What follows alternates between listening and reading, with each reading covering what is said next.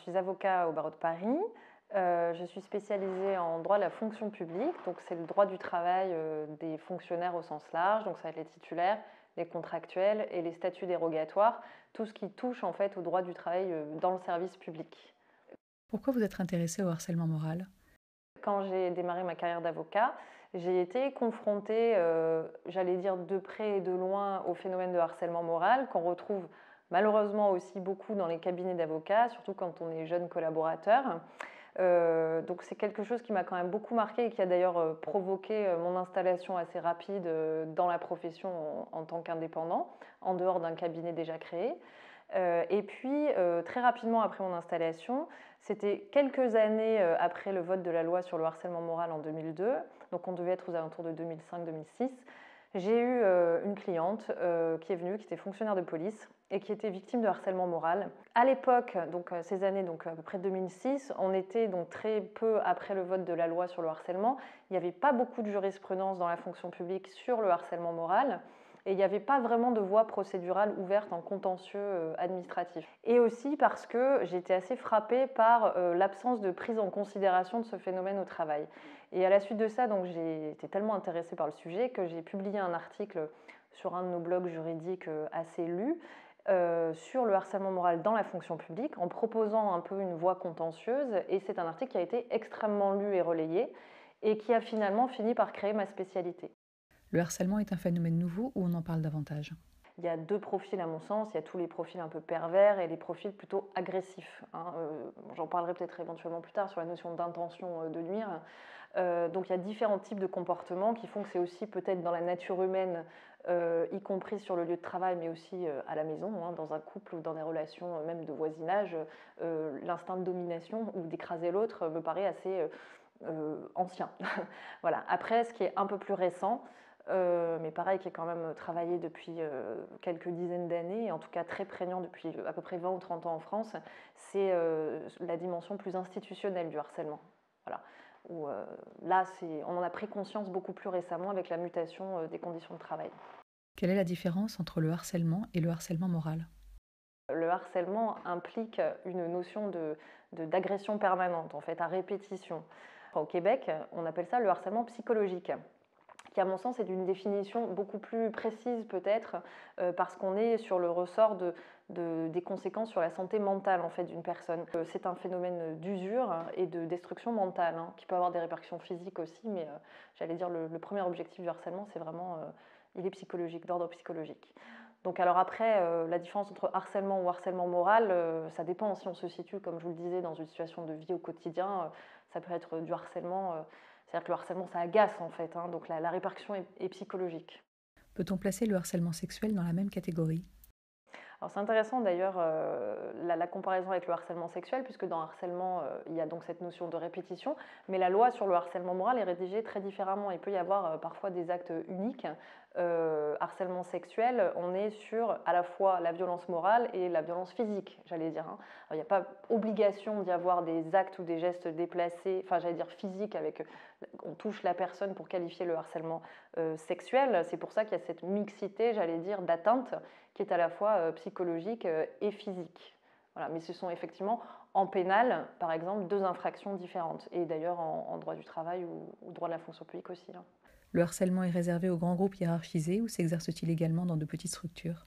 Il y a donc le harcèlement interpersonnel, c'est-à-dire d'une personne sur une autre, ou d'un groupe de personnes sur une autre. Et là, je pense qu'il n'y a pas de limite. C'est-à-dire qu'on est aussi bien dans les administrations, les grandes entreprises, les petites entreprises. Et je citais le couple d'ailleurs, où il peut y avoir des violences morales. Voilà, on est sur des entités qui ne connaissent pas de taille. C'est vraiment lié au comportement des personnes. Et on dit souvent donc, la rencontre d'un bourreau et d'une victime. Ce qu'on appelle le harcèlement managérial, c'est-à-dire que c'est la structure, la personne morale et le système qui mettent en place des mécanismes de harcèlement qui ont des incidences sur la dignité, la carrière ou la santé des salariés ou des agents. Voilà. Et là, j'aurais tendance à dire qu'effectivement, ça concerne plus les grands groupes ou les administrations, sachant qu'un grand groupe fonctionne souvent comme une administration de par les process, une ultra-hiérarchisation, une déresponsabilisation, c'est-à-dire qu'on a du mal à savoir exactement qui harcèle. Évidemment, ça sera une évidence dans une petite structure où on va tout de suite savoir qui est l'auteur. Quel est le but du harcèlement? Je ferai encore la distinction entre le harcèlement ce que j'appelle interpersonnel et le harcèlement institutionnel. Il y a deux choses. D'une part, l'objectif du harcèlement, ça veut dire qu'il y a une finalité, ça veut dire que c'est un process qui est mis en place pour atteindre un but précis. Donc derrière ça, il y a la notion d'intention. Je parlais tout à l'heure de profil pervers ou agressif. Dans la perversion, on est vraiment sur une intention de nuire, c'est-à-dire que la personne se nourrit de la destruction de l'autre pour des tas de raisons. Dans les profils agressifs, qui sont des profils assez courants finalement dans le milieu du travail, ça va être des phénomènes qui vont induire ce type de comportement, mais qui seront beaucoup plus variés. Ça va être la peur de perdre son poste, ça va être la crainte d'être évincé à un moment donné dans des restructurations. Donc, il n'y a pas forcément d'intention de nuire à l'autre, mais il y a une peur qui génère un comportement agressif et qui fait que finalement, on va un peu écraser l'autre. Donc, c'est vraiment des choses assez distinctes. Bon, l'intérêt, ça va être d'une part une façon de mettre de la pression sur les salariés ou les agents pour créer de l'esprit compétitif. Il y a des méthodes managériales qui estiment que plus on stimule et on agresse, on va révéler l'instinct de survie au sein de la structure et on va créer justement des profils différents, les survivants et j'allais dire les plus faibles qui seront écartés du système. C'est des process qu'on voit beaucoup dans les mutations ou les réorganisations d'entreprises ou de services. Ensuite, il va y avoir la volonté de pousser les gens à bout tout simplement pour qu'ils quittent d'eux-mêmes l'entreprise ou l'administration parce que la nouvelle structure telle qu'elle est créée leur génère chez eux en fait un viol éthique qui fait qu'ils ne se reconnaissent plus forcément dans ce qu'ils sont en train de faire et qu'ils n'adhèrent plus au système et qu'ils le quittent parce que ça devient psychologiquement intolérable. Hommes et femmes sont indifféremment bourreaux et victimes. Oui, effectivement, c'est bien de souligner qu'il y a autant les hommes que les femmes qui harcèlent et qui sont harcelés, d'ailleurs, parce qu'on a souvent tendance à penser, j'allais dire que ce sont les femmes qui sont plus victimes que les hommes de harcèlement, mais on retrouve à proportion à peu près égale les victimes de harcèlement hommes ou femmes et les auteurs de harcèlement autant hommes et femmes, avec des profils souvent psychologiques peut-être un peu différents, mais une spécificité, j'allais dire, de genre. Après, effectivement, le harcèlement moral peut être mis en place en tant que méthode managériale. Voilà. Et alors c'est extrêmement grave, et c'est une des choses sur lesquelles d'ailleurs on a peu d'emprise parce qu'on a du mal à imaginer, surtout d'ailleurs dans le secteur public, qui véhicule des valeurs républicaines de neutralité, de lutte contre les discriminations, qui est un modèle, enfin censé être un modèle de justice sociale, on a du mal à imaginer qu'il y ait ce type de comportement qui soit mis en place. Avez-vous des exemples de structures ou d'administrations dans lesquelles il y a eu des cas de harcèlement très prononcés? Alors, il y a eu les gros dossiers très médiatisés, évidemment, de Orange et La Poste, également la SNCF, où ce sont en fait Renault a été la première grande société en fait, qui a été médiatisée à ce sujet, mais toutes ces structures sont en fait des anciens monopoles d'État qui ont vécu une transformation majeure et qui sont devenues donc des sociétés privées, bon, majoritairement évidemment détenues par l'État. Et ce sont des sociétés dans lesquelles on a constaté qu'il y a eu la mise en place de vraies méthodes managériales pour... alors évidemment, on n'enseigne pas à tous ces nouveaux managers à être des harceleurs, ce n'est pas le terme qui est employé, ce sont des managers. C'est-à-dire qu'on a mis des process en place permettant d'assurer la mutation des services, où il fallait rendre ces entreprises concurrentielles pour répondre à un marché nouveau, en fait, sur impulsion européenne et mondiale, d'ailleurs, dans une économie totalement globalisée. Sociologiquement, c'est très intéressant de voir comment fonctionnaient ces entreprises, puisqu'il y avait beaucoup de couples, d'ailleurs, chez Orange ou à La Poste, des gens qui se connaissaient dans le cadre de leur formation, qui ont évolué ensemble avec une stabilité de l'emploi aussi importante, des gens qui faisaient toute leur carrière à La Poste. Donc cet esprit un peu familial et de corps qui fait qu'avec la mutation de la société, on a complètement détruit en fait ce lien quasi affectif avec l'employeur et qui a généré des perturbations énormes chez les agents. On ne les a pas préparés au changement et puis on les a souvent intentionnellement parfois poussés à la sortie. Voilà. Donc après, il y a tout un débat politique à savoir est-ce que c'était bien, il fallait faire vivre La Poste pour ou Orange pour que ces sociétés survivent sur le marché, mais c'est-à-dire c'est la théorie de la guerre, on a du dommage collatéral. Donc c'est vrai que c'est assez édifiant de se dire qu'on peut penser une mutation d'entreprise comme on va penser une guerre sur un champ de bataille. Comment expliquer l'augmentation des suicides sur le lieu de travail? donc le secteur hospitalier, hein, qui connaît une vague de suicides sans précédent, mais c'est vrai que ce sont dans ces sociétés anciens monopoles d'État qu'on a eu des vagues de suicides absolument démentielles et qui tous n'ont pas été médiatisés. Mais après, il y a des questions politiques aussi. Hein. C'est vrai que trop médiatiser des suicides, ça a tendance à générer des suicides en cascade, hein, parce que les personnes fragiles y voient aussi un symbole et un acte politique. Politique, pas au sens de la nation évidemment, mais au sens interne, hein, de la structure. C'est là tout ce degré un peu affectif que les agents ont avec leur société et qui est complètement passé à côté des prévisionnels managériaux. Hein. Il y a eu une méconnaissance en fait de cette sociologie dans ces structures qui fait qu'on n'a absolument pas géré l'humain, malgré les signaux d'alerte, j'allais dire dès 2002 là, dans le rapport Larcher justement sur le coût en fait des personnels et l'insuffisance de budget pour prendre en charge ces personnels et que les sociétés risquaient de rater un peu leur tournant sur le plan humain. Donc on le savait. C'est également le cas dans la magistrature.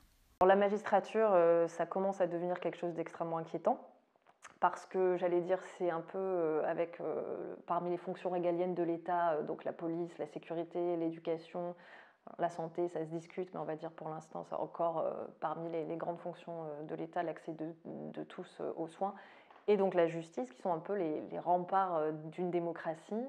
Et quand on a des soignants ou des juges qui sont dans le curatif, qui commencent à s'écrouler, ça devient très très inquiétant pour le fonctionnement d'un système démocratique. Voilà. Et au sein de la justice, alors sans rentrer dans les détails, mais il y a tout le statut des faisans fonctions, c'est-à-dire une incohérence entre le statut de la personne et les fonctions qu'on l'oblige à faire par manque de personnel. Donc beaucoup de pression sur ces personnes-là, notamment au niveau des greffiers, hein, qui sont en fait les bras armés des magistrats, qui eux-mêmes ont des engorgements de juridiction. Bon, il y a des tribunaux, on le sait, hein, en civil, en pénal, qui sont totalement engorgés. Je compare beaucoup la médecine et la justice parce qu'il y a une vraie vocation de soigner et d'écoute. Et il y a une donnée qui devient de plus en plus rare et qui, à mon sens, est essentielle pour assurer ces deux missions, c'est le temps. Et quand on n'a pas le temps d'écouter un patient dans sa souffrance, quand on n'a pas le temps d'écouter un justiciable dans sa demande, que ce soit un justiciable ou un accusé ou prévenu d'ailleurs, hein, parce que tout le monde a le droit à une écoute et à une défense, je veux dire, on passe complètement à côté de la mission de justice. Après le scandale hospitalier où on a eu les médecins qui ont commencé à ouvrir le débat sur la souffrance au travail dans les hôpitaux, il va y avoir le prochain, je pense, ça sera celui de la magistrature. Il faut savoir qu'il y a un syndicat des magistrats qui a publié un livre blanc, je ne sais plus si c'était l'année dernière ou il y a 2 ans, sur la souffrance en juridiction. Mais on n'a pas encore énormément parlé de la charge de travail, donc on a un manque cruel de magistrats. Pour ce qui concerne le contentieux dont je m'occupe majoritairement donc au pénal ou en administratif, moi j'ai des juridictions qui statuent sous 3 ou 4 ans. C'est absolument pas pensable aujourd'hui dans des situations de harcèlement moral. Sur des missions comme ça de justice et de soins, on n'a presque pas droit à l'erreur, hein. C'est-à-dire qu'on a quand même la vie des gens entre les mains et il faut du temps. Et rogner sur ces deux fonctions, j'allais dire le soin en général, qu'il soit juridique ou médical, c'est une grave entrave en fait au fonctionnement d'une démocratie. La pression portée par la direction sur un manager peut-elle le transformer en harceleur ? Oui, effectivement. Alors, on ne va pas transformer quelqu'un, je pense, en une personnalité perverse, parce que c'est quelque chose, à mon sens, qu'on a un peu au fond de soi. Hein, Par contre, on sera plutôt sur le terrain de l'agression, comme je disais tout à l'heure. C'est-à-dire qu'à un moment donné, la personne, en fonction de sa malléabilité, hein, et puis en général, on choisit ses managers aussi, qui sont des exécutants. Ils vont être dans les services pour exécuter les ordres, sans réfléchir à l'ordre donné. Selon votre expérience, pourquoi les personnes harcelées se révoltent peu ? Alors ça, c'est un vrai débat. C'est ce qui permet d'ailleurs, dans un premier temps, de détecter, j'allais dire, les vraies victimes de harcèlement moral et les personnalités un peu plus complexes. En général, une victime de harcèlement moral, elle n'est pas consciente de ce qui est en train de se mettre en place. Il y a une forme de naïveté presque. Alors, c'est pas une forme de culpabilisation de la victime, hein, mais c'est vrai que ce sont des personnes qui ont du mal à réagir à ce qui est en train de se mettre en place, qui n'ont pas d'esprit pervers, justement, ni agressif, ni manipulateur, qui font leur travail consciencieusement, qui pendant des années parfois travaillent bien, puis il y a un changement de direction et se retrouvent confrontés à quelque chose d'autre, et qui ne sont pas armés non plus, parfois, pour résister à ce type de comportement. Et il n'y a pas de catégorie socio-professionnelle, j'allais dire, pour être victime de harcèlement. Hein. Ce n'est pas une question d'intelligence ou d'instinct de survie ou de fragilité. Tout le monde peut être victime de harcèlement moral à un moment dans sa vie. Voilà. Donc il y a une première phase, j'allais dire, d'inconscience de ce qui se passe. Et puis au bout d'un moment, il va y avoir des symptômes où la personne va se poser des questions. Alors le vrai mécanisme, j'allais dire, c'est je ne comprends pas, je suis mis en difficulté, c'est moi qui ai un problème. Donc une remise en question un peu intérieure, c'est ça tout le vice en fait du process, c'est que vous vous retournez l'arme contre vous, hein, au lieu de prendre conscience que l'agression vient de l'extérieur. Et puis petit à petit, la destruction mentale va en s'amplifiant, c'est le piège qui se referme un petit peu sur la personne, où une fois cette phase de déni un peu passée, on a la phase de culpabilité, c'est de dire je suis la cause de tout, ça va pas. Il suffit que vous ayez des petits problèmes à côté dans votre vie personnelle, les accidents de vie comme on en a tous, pour que ça vous fragilise davantage et ça entraîne une dépréciation de soi-même qui est extrêmement importante. Donc forcément, vous êtes encore plus vulnérable au travail et on va s'acharner encore plus en disant bah, tu vois, ou vous voyez, vous êtes absolument incapable de répondre à ça. Donc la destruction vient petit à petit. Et en troisième phase, j'allais dire, il peut y avoir des descentes aux enfers extrêmement graves, hein. Il va y avoir l'élément déclencheur qui génère la décompensation, ça va être la crise d'angoisse, la crise de panique. Moi j'ai des clients qui sont tétanisés, qui se mettent à hurler en pleurs, à s'évanouir. Les cas les plus graves, il y a des attaques cardiaques. Et puis, j'allais dire, les cas extrêmes, il y a des tentatives de suicide. Et j'allais dire, les cas encore plus extrêmes, évidemment, des décès. Voilà. Donc, c'est un process extrêmement lent et extrêmement long, très insidieux, qui fait que la victime elle-même met beaucoup, beaucoup de temps avant de réaliser qu'elle n'est pas le problème. La réaction est-elle différente selon le niveau de responsabilité dans la hiérarchie ? Oui, alors contrairement à ce qu'on pense, plus la personne est élevée dans la hiérarchie et plus elle aura tendance à faire un déni sur la situation et à ne pas affronter la destruction qui est en train d'être mise en place. Je reprends mon exemple des médecins, mais il y en a d'autres, hein. Il y a je sais pas, des très hauts fonctionnaires ou des cadres d'entreprise avec des postes très très importants qui se disent, compte tenu des fonctions que j'exerce et de la position que j'ai, je n'ai pas le droit d'être faible ou fragile. Ce qui fait que ça rend alors leur force de résistance, le process va être un peu plus long, mais il va être encore plus violent parce qu'il y a une contenance. Et on voit ça beaucoup chez les hommes d'ailleurs qui s'expriment un peu moins que les femmes sur leur fragilité, hein, qui ne sont absolument pas des faiblesses. Hein, fragilité provoquée d'ailleurs. Hein. Donc on essaye de tenir au maximum, on prend des anxiolytiques, on va prendre parfois autre chose, on va peut-être commencer à boire, parfois des comportements addictifs un peu plus graves qui sont générés par ces pressions. Et il y a un moment, ce mix, j'allais dire, peut générer des syndromes dépressifs réactionnels très graves et, comme je disais, des passages à l'acte. Donc il faut parler. Est-ce qu'on a un autre choix à part subir ou partir ? J'en vois qu'un troisième, hein, c'est se révolter. Se révolter, alors c'est très compliqué, j'allais dire, il faut bien choisir son combat. Il y a des combats utiles à mener et il y en a qui sont inutiles. Il faut savoir, dans un premier temps, préserver sa santé. Parce que malheureusement, on ne change pas le monde à trop grande échelle. On le change à petite échelle où chacun fait sa part, voilà, pour reprendre les théories. Après, ça ne veut pas dire non plus qu'il faut abandonner, c'est-à-dire qu'il faut se révolter de manière stratégique. Et ça, j'allais dire, c'est aussi le rôle des avocats, de soutenir et d'apprendre à leurs clients comment se défendre utilement en se protégeant.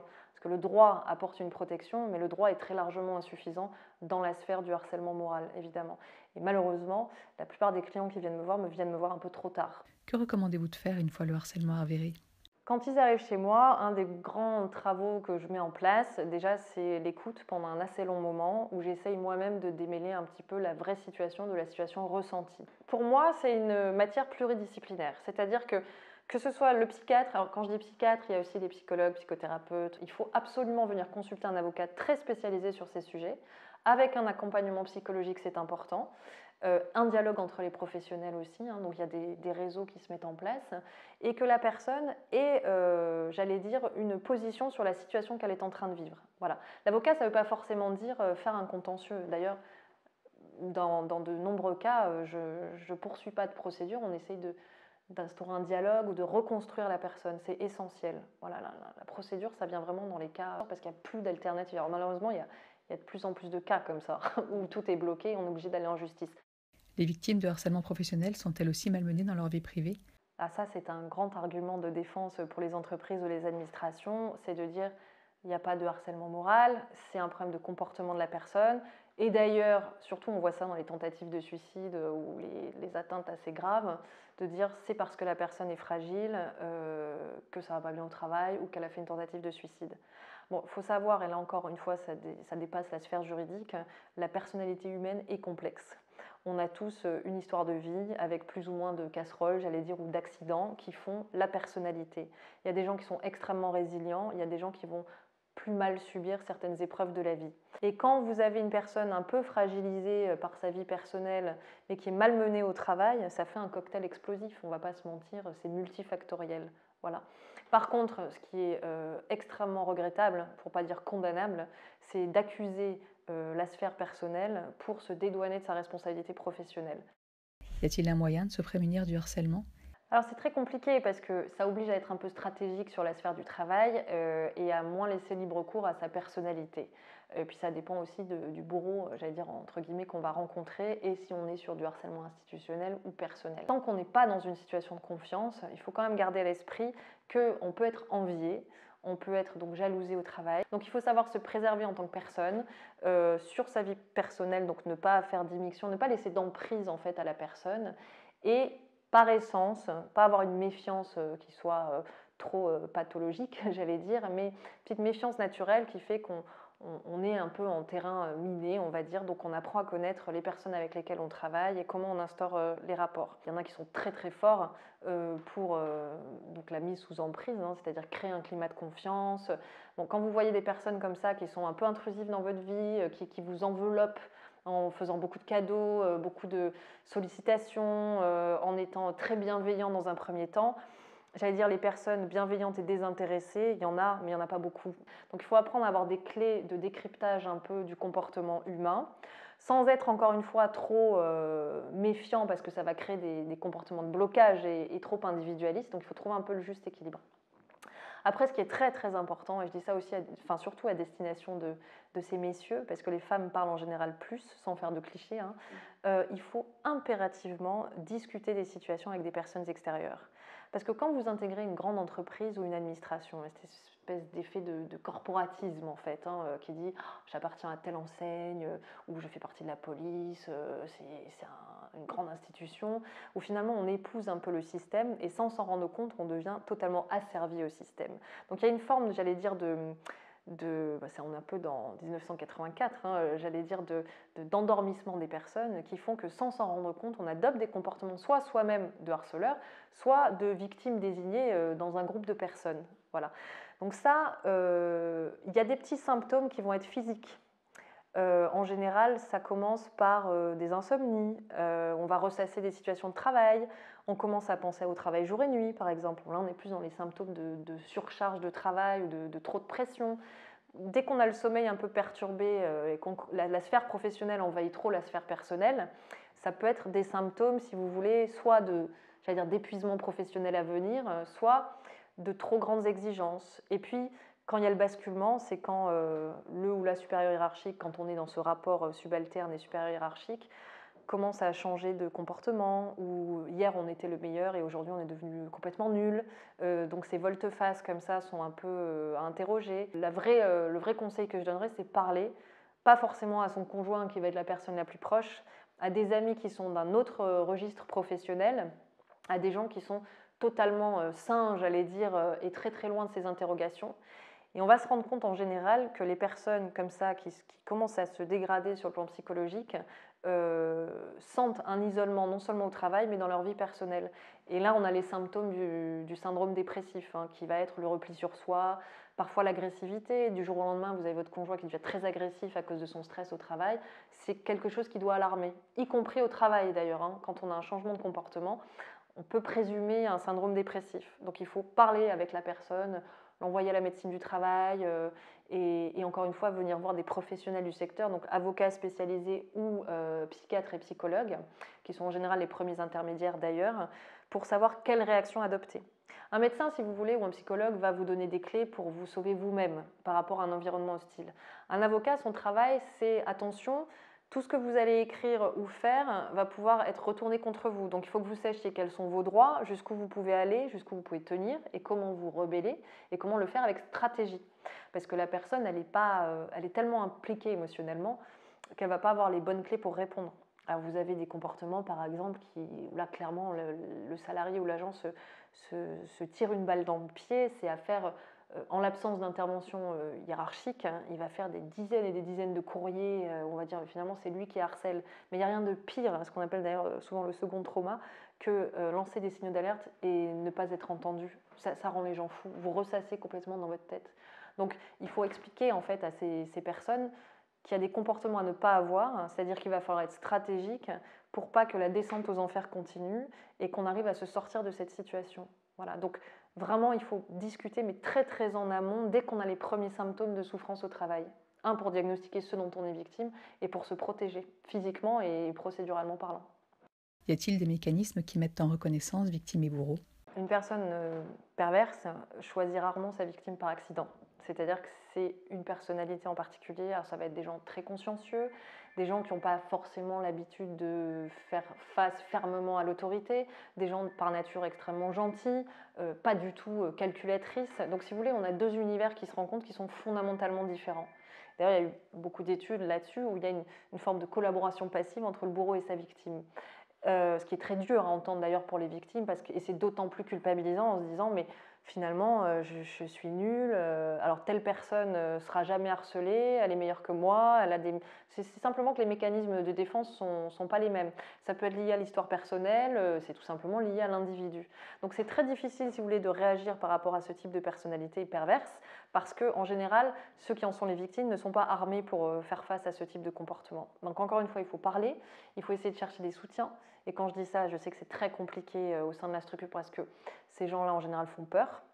Et ce n'est pas forcément la loi qui leur fait peur aux manipulateurs, c'est le fait d'être démasqués. Ce sont des gens qui sont très très forts pour couvrir leur vraie personnalité, qui sont en général, alors plus on monte dans les lieux de pouvoir et plus ils sont forts, hein. Les gens en général qui sont très très intelligents, qui ont un sens de la stratégie et puis qui ont une nature très perverses, hein, qui savent exactement où ça va faire mal. Et comme il y a eu cette première phase, si vous voulez, ils ont mis en confiance la personne, ils savent exactement quelles sont les failles et où est-ce qu'on va pouvoir écraser la personne. Donc la réaction qu'il faudra avoir face à ces gens-là, c'est surtout il faut éviter l'affrontement parce que de toute façon, ils seront beaucoup plus forts. Ils ont un sang-froid qui fait que la victime en général sera très touchée sur le plan émotionnel et déstabilisée. Et c'est ce qui fait monter en puissance, j'allais dire, le jeu de la manipulation. Donc il faut se faire aider et il faut arriver à ne pas laisser d'emprise à la personne qui est en face. Il faut vraiment avoir à l'esprit que ces personnes manipulatrices sont quasiment indétrônables de là où elles sont. Et en fait, il faut contourner le problème. Soit il faut laisser tomber, parce qu'on ne change pas ces gens-là, soit la meilleure façon, et ça je reprends l'ouvrage de Claude Racamier sur les pervers narcissiques, la meilleure façon de tuer ces gens-là, c'est de les humilier, c'est-à-dire que le masque tombe, et que toute la personne qu'ils se sont construite, belle, brillante, avenante, avec du pouvoir, hein, qui fait que les gens restent solidarisés avec cette personne parce qu'ils se disent vaut mieux être avec lui que contre lui, et qui en font finalement les bras armés, hein. Cette personne-là, elle n'est tuée, entre guillemets, au sens psychologique du terme, que par l'humiliation. Voilà. Mais il faut parfois que ça vienne par des semblables ou au-dessus et qu'il y ait une vraie reconnaissance et pas une protection de ces personnalités. Ce n'est pas une attaque frontale, c'est simplement mettre à jour un comportement qui va générer chez cette personne une humiliation, en fait, hein, qui n'est pas une humiliation intentionnelle, mais qui ne fait que mettre à jour une faute. Et c'est ce qu'il y a de plus difficile à faire. Cela demande d'être combatif, organisé, stratégique et aussi l'adhésion du groupe, ce qui est rarement le cas. C'est ça. C'est ça. Donc c'est pour ça qu'en général, il vaut mieux essayer de fuir ces gens-là. Et en tout cas, vraiment, il ne faut absolument pas essayer de les combattre. Ce qui est très difficile pour la victime, c'est le sentiment d'injustice. C'est de dire, mais je ne comprends pas pourquoi cette personne reste en place, cette personne est valorisée. Il faut savoir qu'on vit dans une société où les comportements malins et manipulateurs sont valorisés, parce qu'aujourd'hui, c'est comme ça que ça fonctionne. Que pour des personnes qui sont victimes de harcèlement et de ces harceleurs, j'allais dire, c'est un sentiment mais intolérable, de dire moi qui ai une éthique, qui ai des actes que j'estime justes, je suis condamnée par la société dans mon entreprise ou dans mon administration parce que je n'ai pas ce type de comportement. Donc, si vous voulez, le système bug un petit peu, quoi. Comment expliquer que la cohésion aille toujours vers le harceleur alors que le groupe pourrait être très puissant s'il était uni? La vraie notion qui rentre dans ces situations de harcèlement moral, c'est le pouvoir. Alors ça va être le pouvoir au sens société, c'est-à-dire je vais conquérir le haut de la pyramide, je veux écraser tous les autres et être le numéro un, mais ça va être le pouvoir très simple d'une personne sur une autre. C'est presque instinctif, j'allais dire, chez l'être humain. Et il faut être très très fort à titre personnel, alors énormément de confiance en soi et être solide bien dans sa vie pour ne pas être attiré de façon très sournoise par le pouvoir. Donc ce qui explique en fait que les gens se mettent derrière les gens qui ont du pouvoir, mais on voit ça au quotidien, y compris dans ma profession, mais même dans d'autres. Y a des gens qui sont naturellement attirés par le pouvoir parce qu'ils ont l'impression que ça va combler leur vide existentiel, parce que c'est un but dans leur vie d'aller briller, d'être sur le devant de la scène. Que mettre en place pour que celui qui est attaqué soit préservé par les autres? Il faut instaurer des groupes de parole. Des groupes de parole qui soient donc internes à la structure, mais c'est compliqué parce que c'est un peu fliqué. C'est-à-dire qu'on n'aura pas vraiment la sensation d'avoir une liberté de parole absolue. C'est d'ailleurs tout le problème des entretiens individuels sur la gestion des risques psychosociaux. On fait des entretiens où il faut faire remonter les problèmes. Est-ce que vous avez vraiment envie de dire à votre supérieur hiérarchique qu'un tel vous pourrit la vie Bon, donc il faut qu'il y ait une liberté de parole absolue, donc il faut des intervenants extérieurs. Et je pense que, alors ça se fait beaucoup d'ailleurs dans les pays anglo-saxons, je pense par exemple aux alcooliques anonymes ou ce type de traitement des addictions, où le groupe permet, de se sentir moins seul dans ce qu'on vit, mais il faut être très vigilant aussi parce qu'il faut que ce soit absolument encadré par des professionnels et pas par des gens qui sont au milieu de leur histoire ou qui ont vécu un harcèlement et qui ne l'ont pas dépassé. Ça permet de comprendre le phénomène, mais ça ne permet pas d'avoir la distance suffisante pour aider les autres. Donc en général, c'est vrai qu'il faut des professionnels du secteur qui encadrent ces groupes de parole. Il faut que donc on puisse avoir des échanges, déjà pour se sentir moins isolé. Et j'allais dire même dans un même groupe de personnes. Moi, je vois ça dans mon exercice professionnel. J'ai mis en contact beaucoup de clients entre eux. J'ai créé un blog où je fais écrire les clients pour avoir une espèce d'humour et de cynisme sur leur situation vécue. Donc ce sont des passerelles un peu complètement en dehors de la sphère juridique d'ailleurs, pour essayer d'aider les gens en fait à dépasser leur traumatisme et à se rendre compte qu'ils ne sont pas tout seuls. Mais pas tout seul, ça ne suffit pas. Il y a un vrai travail de deuil à faire aussi sur la situation qui a été vécue. C'est-à-dire qu'il faut accepter qu'on a eu un accident et il faut avoir un combat, j'allais dire, qui soit justement proportionné.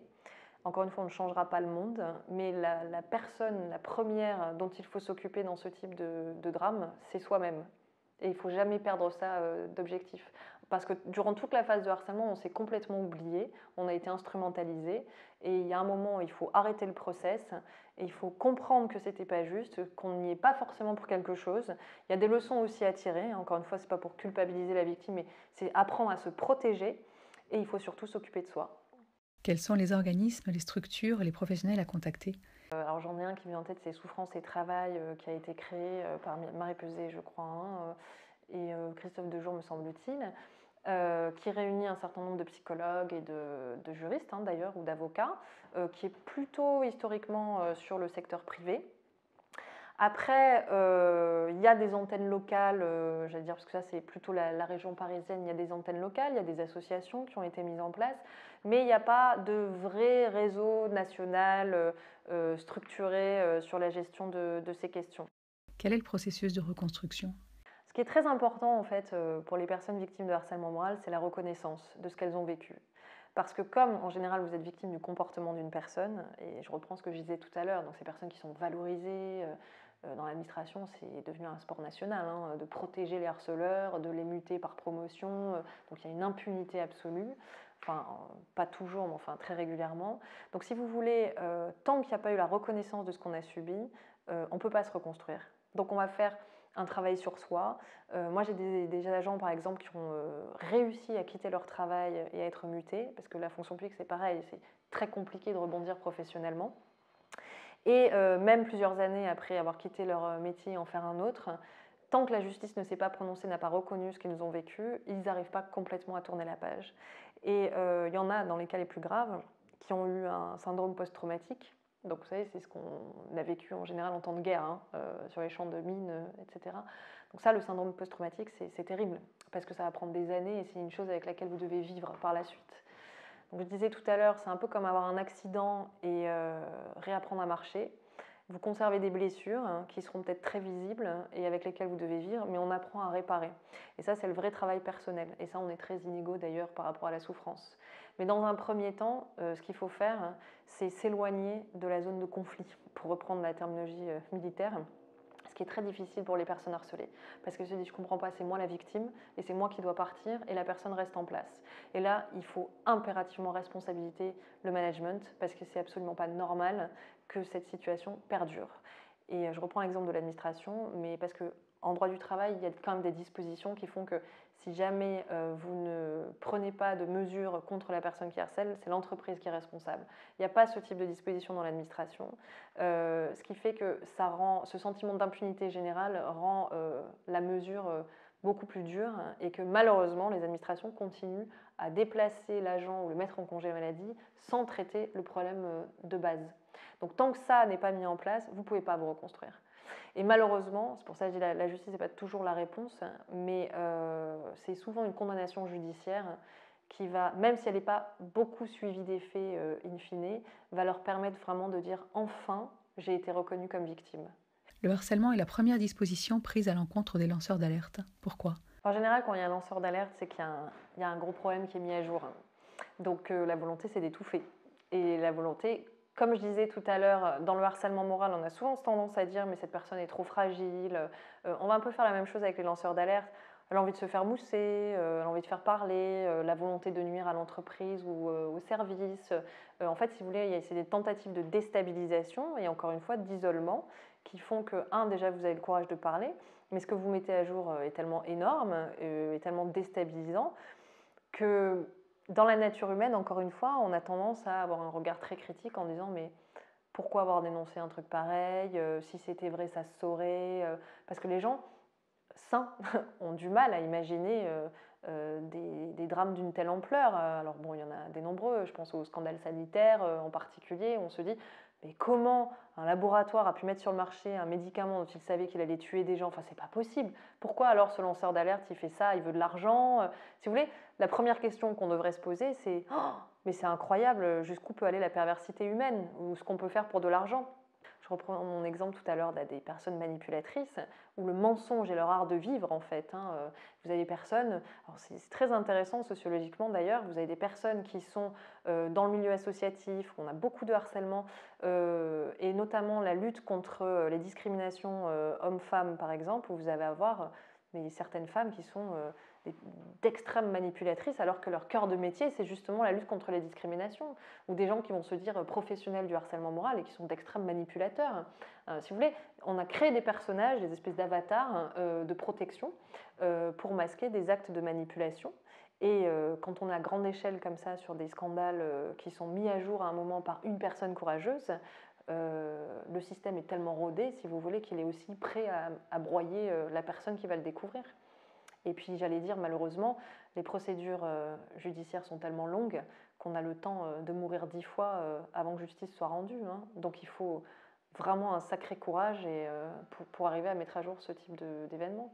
Et vous posiez la question tout à l'heure, est-ce qu'il faut fuir ou est-ce qu'il faut subir? Et j'allais dire, c'est des vraies questions éthiques qui se posent. C'est est-ce que je dois continuer à être témoin de ça? Est-ce que j'ai un devoir de citoyen de dénoncer ça? Et jusqu'à quel prix? D'où la notion de justice dans le combat. On ne peut pas se tuer non plus. Je reprendrai la notion de courage chez Aristote, qui est un juste équilibre entre la témérité et la lâcheté. La témérité, ça peut conduire très très loin et mal. Donc il faut savoir aussi se protéger. La médiation est un recours utilisé dans les entreprises? Alors la médiation, ça existe en droit du travail, c'est prévu par le Code du travail, c'est pas très souvent mis en place. En général, on est plutôt sur les ruptures conventionnelles, c'est-à-dire qu'on arrive à un tel stade qu'on se sépare de manière plus ou moins amiable. Dans l'administration, c'est un process extrêmement nouveau. Alors, la médiation, elle est mise en place pour plusieurs choses, pas forcément pour traiter le harcèlement moral, mais pour en rester sur ce sujet-là en particulier, il faut savoir qu'à l'étranger, notamment au Québec, ça avait été mis en place depuis assez longtemps, ça ne fonctionne pas du tout. Et je suis moi-même assez circonspecte sur les effets de la médiation parce que pour qu'elle soit utile, il faut qu'elle intervienne très en amont. Ça veut dire prise de conscience en interne de ce qui est en train de se passer et mettre fin au conflit immédiatement. Ça veut dire croire la victime, enfin donner du crédit à ce qu'elle dit et accepter que le système se remette en question pour interroger les parties réciproquement et les mettre autour d'une table. En général, la médiation, elle intervient beaucoup trop tard et on n'en est plus au stade de la médiation, on en est au stade de la réparation et de la culpabilité. Voilà, c'est-à-dire que les parties sont tellement déchirées, si vous voulez, quand on est allé trop loin dans le préjudice, on ne peut plus médier, c'est pas possible. Donc la médiation peut être utile uniquement pour envisager l'avenir. Il y a quelques ministères qui ont mis ça en place, où on essaye de réfléchir à comment faire en sorte que la personne se reconstruise professionnellement, mais on ne peut pas occulter la partie destruction. Ça, c'est pas possible, parce qu'on ne peut pas demander à quelqu'un qui a autant souffert de s'asseoir sur la reconnaissance de ce qui s'est passé ou la réparation. La réparation qu'il demande, d'ailleurs, elle n'est pas souvent pécuniaire, elle est réparation de leur dignité. Voilà, encore une fois, c'est la reconnaissance officielle de ce qui s'est passé. La médiation qui interviendrait un peu en milieu de cursus, c'est-à-dire le process est déjà pas mal amorcé, mais on n'en est pas encore au stade de destruction intense, c'est très compliqué parce que la médiation, qui est médiateur? Si c'est en interne, c'est comme en entreprise le salarié, l'employeur, ou en administration l'agent et le système, on se doute bien que le rapport est totalement disproportionné.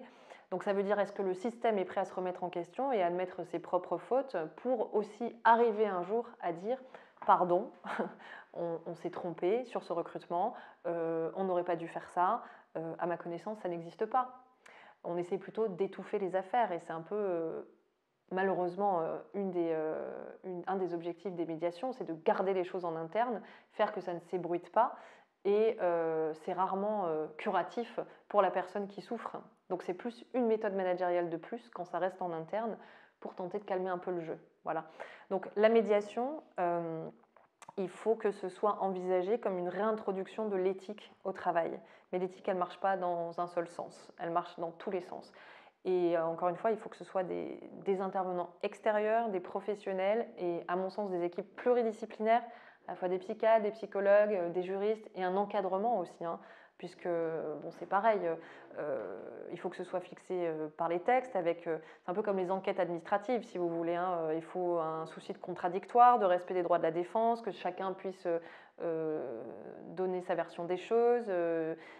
Si vous voulez, ce qui est gênant dans la médiation, c'est il y a un gros souci au niveau des juridictions parce qu'elles sont engorgées, que les procès sont très longs et c'est pas forcément adapté.